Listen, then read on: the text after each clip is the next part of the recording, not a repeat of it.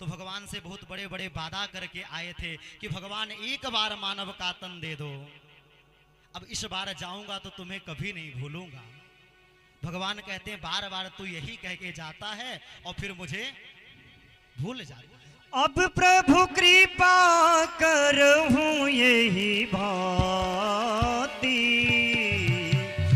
अब प्रभु कृपा करहूँ यही भांति, सब तज भजन करब दिन राति, सब तज भजन करब दिन राति, अब प्रभु कृपा करहूँ यही भांति।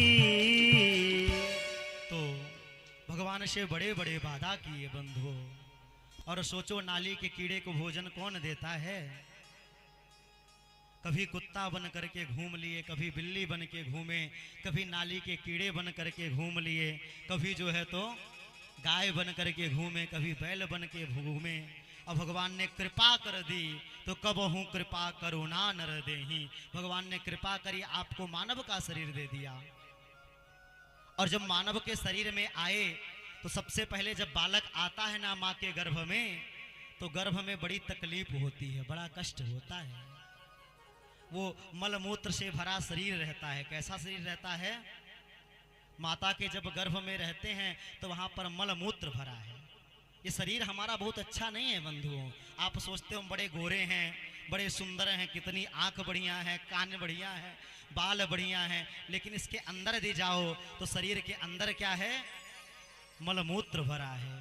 इसीलिए तो तुलसी बाबा भी कह दिए कि अधम शरीरा पंच रचित यह अधम शरीरा, छिति जल पावक गगन समीरा। तो देखो ये अधम शरीर है बंधुओं, मलमूत्र का भरा शरीर है। और जब छोटा सा बालक अपने माँ के गर्भ में आया तो गर्भ में एक बड़े से जो बच्चे के ऊपर रक्षा कवच लगा दिया जाता है, भगवान की रक्षा कवच रहे। और छोटा सा बालक छोटे से बुदबुद के स्वरूप में उस माँ के जब गर्भ में आया, धीरे धीरे अब बालक बड़ा होने लगा। अब कभी कभी जब 1 माह का हुआ, 2 माह का हुआ, तो 2 माह के बाद जो है बालक के सर आ जाते हैं, हाथ पांव निकलने लगते हैं। और 3 माह के बाद 4 माह में जो है तो 9 धातुएं वगैरह लग करके पूरा शरीर तैयार हो जाता है। और जब 4 माह में शरीर तैयार हो गया तो उसके बाद क्या होता है? अब माता कभी खट्टा खा ली तो बेटा जो अंदर गर्भ में है वो बिचल जाता है।